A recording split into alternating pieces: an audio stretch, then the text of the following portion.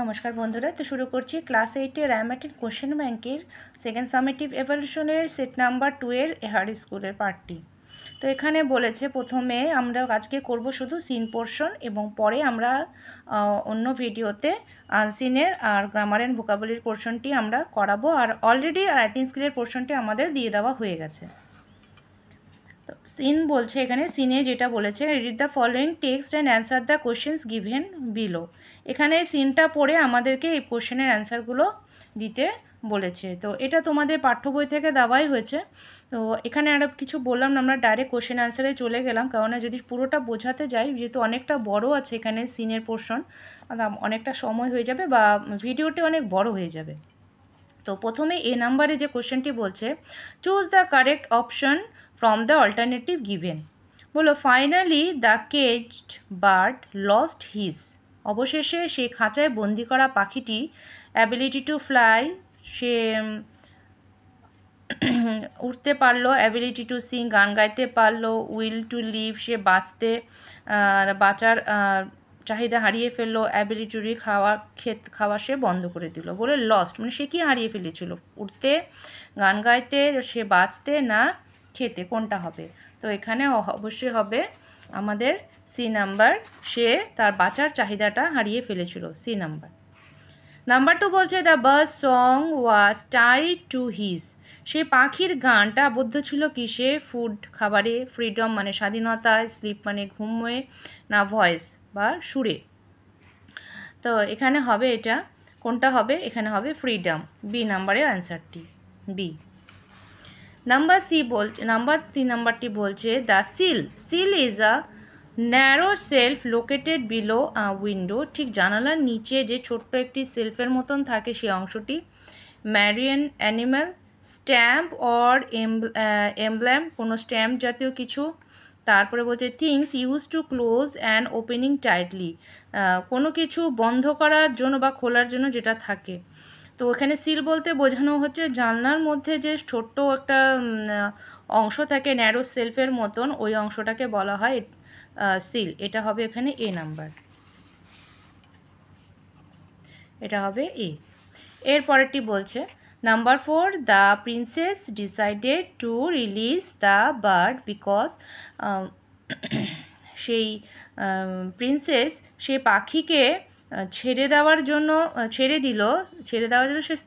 মনস্থির করলো কারণ she গ্রিউ tried to him, she understood that happiness was freedom. বললো যে সে তাকে বড় করতে চেয়েছিল, তারপরে কি তাকে স্বাধীনতা দিতে চেয়েছিল, যে স্বাধীনতা দিয়ে যেন সে বুঝতে পারলো যে স্বাধীনতায় মানুষকে কাউকে খুশি দিতে পারে। She wanted to him to Singh again, তাকে সে গান গাইতে চেয়েছিল, যে সে গান গাইবে।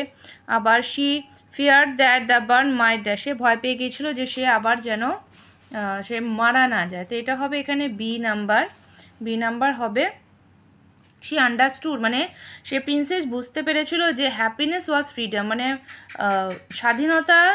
স্বাধীনতাটাই হলো আনন্দ। এরপরে বি নাম্বারে বলছে complete the following sentence with the information from the above passage. এখানে প্রথমে বলছে the rice field, the lake, the willow loss their magic when. আমরা এটা লিখব উত্তরটি।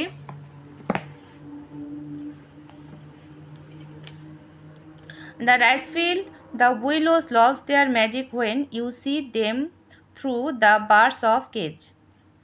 নাম্বার 2 হবে the princess become an anxious, এটা ছিল এর উত্তর হবে because he bought him supper but he would not eat things, মানে সে উদ্বিগ্ন হয়ে গিয়েছিল কারণ সে তাকে খাবার দিচ্ছিল কিন্তু সে কোনো কিছুই খাচ্ছিল না পাখিটি।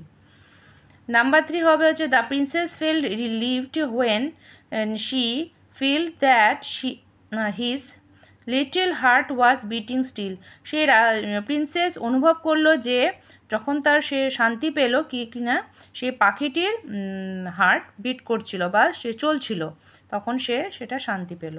হয়ে গেল আমাদের কমপ্লিট দ্য ফলোয়িং সেন্টেন্স। এরপরেরটা বলছে নাম্বার 2, একটি কবিতা দিয়েছে, সেটাও তোমাদের রিডিংয়ের টেক্সট বইয়ের পোর্শন থেকে। এখানে বলছে the sea is a hungry dog, সেই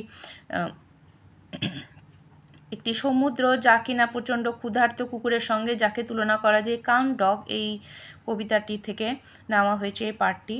তো এই পুরোটা অনেকটা বড়, পড়ালাম না, সেই উত্তরটি আমরা দিয়ে দিচ্ছি। তো এ নাম্বার বলছে choose the correct answer from the given alternative. The sea is compare to a dog throughout the poem. এই কবিতায় যে কুকুরের সঙ্গে কবি তুলনা করেছে সেই সমুদ্রকে, হোয়াট কাইন্ড অফ ডগ, এখানে কেমন টাইপের কুকুরের কথা বলেছে। Do you think the poet has in mind, তার মনে। এ স্মল স্ট্রে ডগ, একটি ছোট রাস্তার কুকুর। এ স্মল পেট ডগ, একটি ছোট পোষা কুকুর। এ লার্জ পেট ডগ, একটি বড় পোষা কুকুর। এ লার্জ স্ট্রে ডগ, একটি বড় রাস্তার কুকুর। তো এর উত্তরটি হবে আমাদের এখানে D number, a large stray dog. Number 2 বলছে in the first stanza the dog moans with. এখানে প্রথম যে স্তবকে যেটা বলেছে কুকুরের সম্পর্কে সেটা কি? Pain, hunger, anger, none of this. তার ব্যথা, তার ক্ষুধার্ত, তার রাগ, না কোনোটাই না। তো এখানে প্রথম স্ট্যান্জা এটা বলেছে আমাদের কুকুরটাকে বলা হয়েছে হাংরি ডগ বা হাঙ্গার, সে ক্ষুধার্ত ছিল। তো এটা হবে এখানে বি নাম্বার, নাম্বার 2 এটা হবে বি। এরপরে নাম্বার 3 বলছে what does ready tune refer to. এখানে রেডি টিউন বলতে কি বোঝানো? রেডি টিউন মানে যেটা একটা কোনো কোনো গাছের উপর দিয়ে বা কোনো কিছুর উপর দিয়ে একটা হাওয়া বলে যে একটা আওয়াজ হয়, ওটাকে বলা হয়েছে। The sound of a sea, এটা হচ্ছে সমুদ্রের আওয়াজ।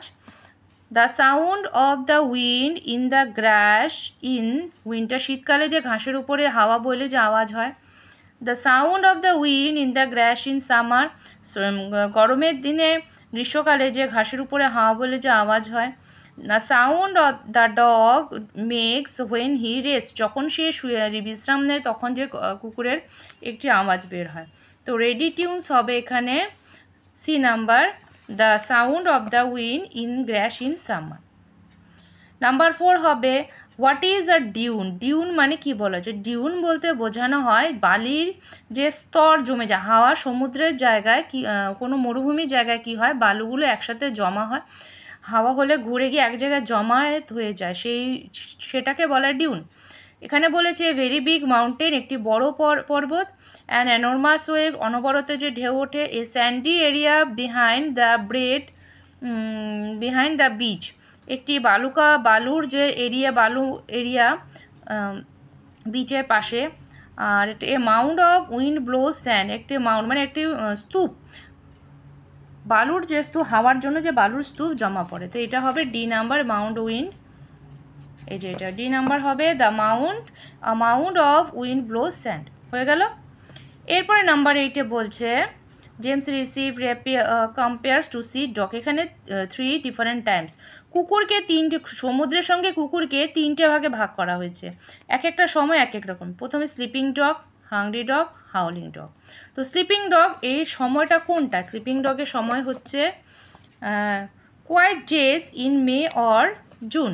স্লিপিং ডগসের সময় হচ্ছে quiet day in May or June. এই যে quiet days in May or June, এটা হচ্ছে স্লিপিং ডগের টাইম। হাংরি ডগের টাইম হচ্ছে ওই যে অল ডে, লেখাই আছে এখানে অল ডে। তো হাংরি ডগের টাইম হবে হচ্ছে অল ডে। আর হাউলিং ডগের টাইম হবে অ্যাট নাইট।